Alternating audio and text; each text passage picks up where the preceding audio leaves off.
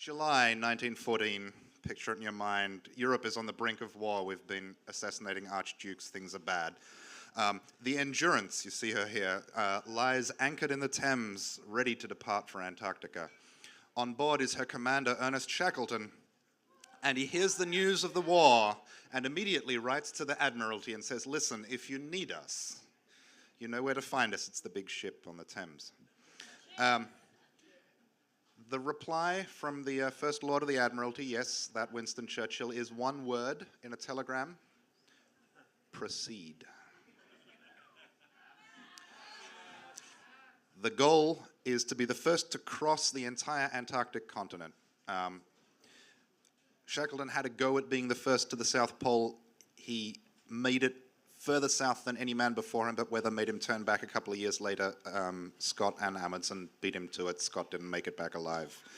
This is dangerous stuff. But no one has crossed the continent from the Weddell Sea to the Ross Sea. That's their plan. They've sent another ship ahead to the Ross Sea to pick them up when they get there. It's going to be grand. They've hired a crew, variously experienced sailors, scientists, Arctic explorers, and one stowaway, 28 men. 2 days out of South Georgia Island off of the coast of Argentina, they enter the outskirts of the Polar Sea and ice. For a week, they force a passage through the goal, towards the goal through ice-armored seas, which eventually formed a vast, unbroken barrier. To make sure we can all see what's happening, the expedition brought along a photographer, the Australian Frank Hurley. Hurley was born in Sydney in 1885. He ran away from school at age 13 to work at a steel mill. At 17, he taught himself photography, opened a postcard studio in Sydney, and then fast-talked his way into a job on the 1911 Australasian Antarctic expedition. Based on that experience, he was chosen by Shackleton as the official photographer for the polar crossing, the only one, except for the stowaway, of the crew who Shackleton hadn't actually met in person before leaving. Here he is up in the rigging of the Endurance, taking those photos. The pack ice provided a glacial fairyland to photograph, but when blizzards blew in, beauty became fury, and those placid fields were converted into a grinding and driving mass of wild ice. Leads through the ice got scarcer and scarcer until finally the ship was entirely icebound. For 2 days and 2 nights, the party endeavored with picks, shovels, and a huge ice saw, which you'll see in a minute, to cut the ship free, but to no avail. Cue ice saw, there we go. Resigning themselves to just be carried with the drift, they emptied the ship's hold and converted it into warmer living quarters than the top decks. And they called this the Ritz. As fall passed into winter, they spent the time playing games, reading books from the ship's library, marking holidays such as this midwinter's feast, you see, with traditional toasts to the king, long may he reign, to the expedition's success, and to wives and girlfriends, may they never meet, thank you. Anyone who's ever waited out a dust storm at Burning Man kind of gets the vibe of what's going on here, right? But at the same time, the men kept an endless watch on the surrounding ice fields, ready to abandon ship at a moment's notice, because unlike the Playa, the ice is always moving, floes crashing into each other, rising up, falling down, and breaking apart. Frequently, the ship was squeezed up from the ice and thrown out onto her beam ends. In the spring, right, this is the following spring, a year later, the ice movement intensified. The floes drove onto them, forcing the vessel over to port. And when the pumps could no longer keep up with the leaks, Shackleton gave the order to abandon ship. The crew unloaded what they could onto the floe next to the ship and made camp on the ice. And then they waited to drift close enough to land that they could launch their lifeboats and row to somewhere with supplies that a previous expedition had left, maybe somewhere inhabited. Anything? At noon on April 9th, 16 months after the Endurance became stuck, their ice floe split into small pieces and they took to the boats. For days, they navigated the ice towards open sea until on the 7th day in the evening they reached Elephant Island, solid land at last. But Elephant Island is still in Antarctica. It's just off the tip of the Antarctic Peninsula, and it's completely uninhabited. They were, to all of our records, the first humans to set foot on this island. So Shackleton decides, not good enough, an attempt has to be made to get back to South Georgia, which is, at this point, 750 miles away. So Shackleton picks 5 of the most skilled sailors and the strongest of the 3 lifeboats, and they put to sea. After 17 days, they reach the south coast of South Georgia. But the whaling stations with people are on the north coast, and there's a mountain range in the way. At this point, there's just no stopping them. They pull the nails out of the lifeboat, hammer them into their boots for more grip on the ice, and hike for 36 hours straight for help. Meanwhile, back on Elephant Island, the remaining party built themselves a shelter by turning what's left of the 2 remaining lifeboats upside down and patching together scraps of tent. Their diet was, and I'm quoting from the diaries here, penguin, boiled, fried, burnt, ate, and cursed 21 times a week. Shackleton had gone for help on April 24th, 1916.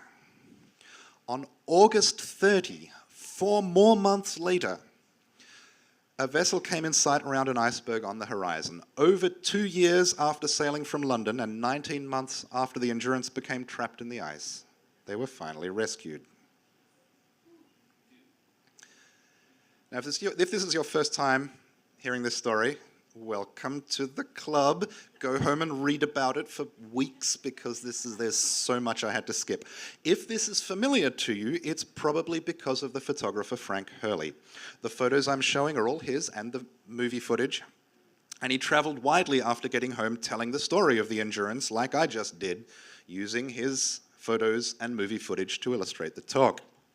He loved giving these sort of lantern talks, presentations on nerdy topics illustrated with slides, like we're doing now. He's one of us. This is him on the Ritz giving a lantern talk to the trapped crew of the Endurance. These days, we all carry a camera around with us in our pockets everywhere we go, and we take photos for granted, but 100 years ago, things were a different story. Hurley shot glass plates like this, only twice this size, because I can't afford that much glass, and 35mm movie film. Props. As the Endurance was sinking, Hurley went back, diving through the icy cold water into the ship's darkroom to recover his negatives. And when he got back, Shackleton was waiting and demanded to know what the hell he was doing. There was a long and dangerous journey ahead of them, and everyone had a budget of 2 pounds of personal items. No room for things like class negatives. Hurley and Shackleton compromised and spent the night selecting 120 glass plates from the 500 or 600 that Hurley had managed to save. To ensure that Hurley couldn't sneak the discards back into his bags before they left, they smashed the negatives on the ice as they were rejected. And honestly, I've cut so many slides from this talk, I know exactly how that felt. Also, obviously the big cameras were far too big to come along. So from here on in, and so you remember, I was showing photos all the way through the rescue. Everything after that was shot on a little vest pocket Kodak like this, and with 3 rolls of 127 film.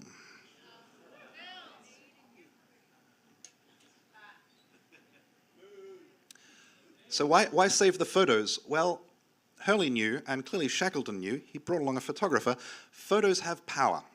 When NASA's Project Mercury set the goal of sending humans to space, astronaut John Glenn got it and persuaded NASA to let him take a camera.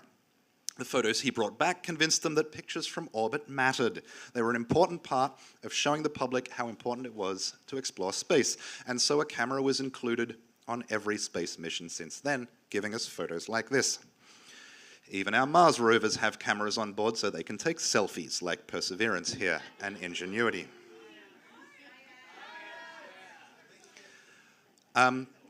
When our national parks are threatened, photographers like Ansel Adams drive out to Yosemite Valley and take photos like this to remind us that this is important, this matters, this is worth protecting. Sounds like it's time for someone to do that again these days. And when Samsung want to sell phones and they sponsor the Oscars and they need a publicity stunt, you just hand Ellen a phone and say, take a selfie, as many celebrities as you can get in, because this stuff works. Hurley got back from Antarctica right as the Australian government was planning to introduce compulsory conscription to continue fighting World War I. Hurley was sent to the front as the official battlefield photographer for the Australian Imperial Forces. It's a noble title. The government was clearly hoping his photos would help sway the public's opinion in favour of conscription. Instead, Hurley sent home photographs documenting the horrors of war, the loneliness and the dirt and the death.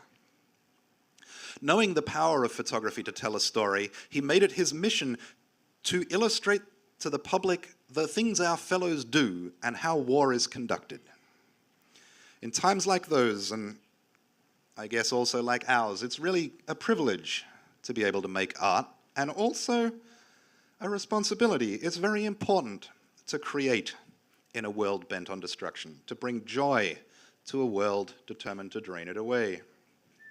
And joy is a form of resistance. And so I want to raise a glass to Frank Hurley, and I want to take from this story, for myself and for all of us, when the ship is sinking, go back for the photos.